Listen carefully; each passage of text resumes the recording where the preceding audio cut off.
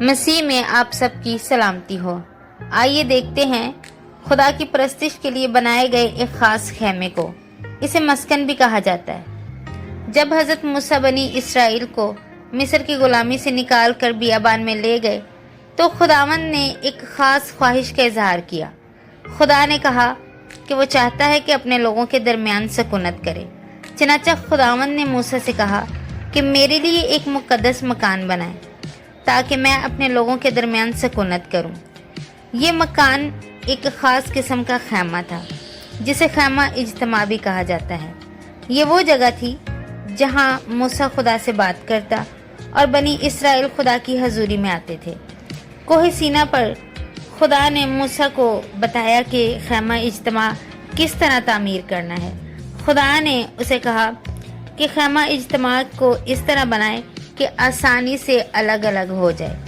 اس طرح حصوں میں ایک جگہ سے دوسری جگہ منتقل کیا جا سکتا تھا اور دوسری جگہ پہنچ کر اسے دوبارہ جوڑا جا سکتا تھا۔ جب بنی اسرائیل ایک جگہ سے دوسری جگہ جاتے تو خیمہ اجتماع کو اپنے ساتھ لے جاتے تھے۔ خیمہ اجتماع کے اندر سب سے چھوٹا کمرہ، جسے پاک ترین مقام بھی کہا جاتا ہے، وہاں عہد کا صندوق رکھا تھا۔ اس صندوق کے دونوں سروں پر سونے کے بنے ہوئے 2 فرشتے تھے۔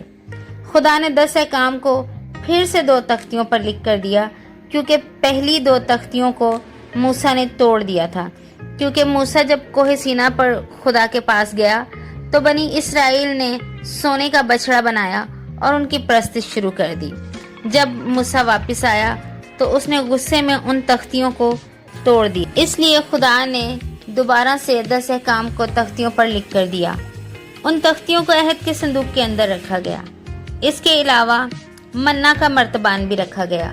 منا ایک آسمانی خوراک ہے۔ جب بنی اسرائیل مصر سے نکل کر آئے تو بیابان میں خوراک کی کمی کی شکایت موسیٰ سے کرنے لگے۔ تب خدا نے اسرائیلیوں کے لیے آسمان سے سفید رنگ کی خوراک اتاری، جسے لوگوں نے منا کا نام دیا، جو مرتبان میں ڈال کر عہد کے صندوق کے اندر رکھی گئی۔ اور تیسری چیز جو عہد کے صندوق کے اندر رکھی گئی وہ ہے موسیٰ کا عصا۔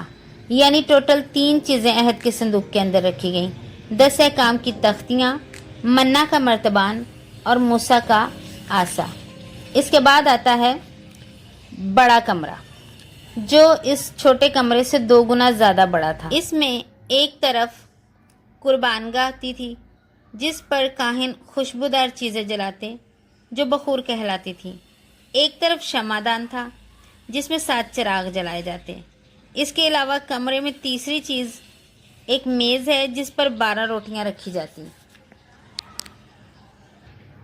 مسکن کے صحن میں پانی سے بھرا ہوا ایک حوض تھا جسے کاہن طہارت کے لیے استعمال کرتے تھے، اور صحن میں ایک بڑی قربان گاہ بھی تھی جس پر ذبح کیے ہوئے جانوروں کو خدا کے حضور قربانی کے طور پر چڑھایا جاتا۔ ان سب چیزوں کا مقصد خدا کی حضوری اور پاکیزگی کو ظاہر کرنا تھا۔ جب یہ خیمہ اجتماع مکمل ہوا تو خدا کی شان اس پر نازل ہوئی اور بادل نے ایک خیمے کو ڈھانپ لیا اور خدا کی حضوری لوگوں کے درمیان آ گئی۔ تب بنی اسرائیل نے جانا کہ خدا ان کے ساتھ ہے۔ یہ تھا خدا کی پرستش کے لیے بنایا ہوا ایک خیمہ۔ ویڈیو اگر پسند آئی ہو تو اسے لائک، شیئر اور سبسکرائب ضرور کریں۔ خداوند آپ سب کو برکت دے۔ آمین۔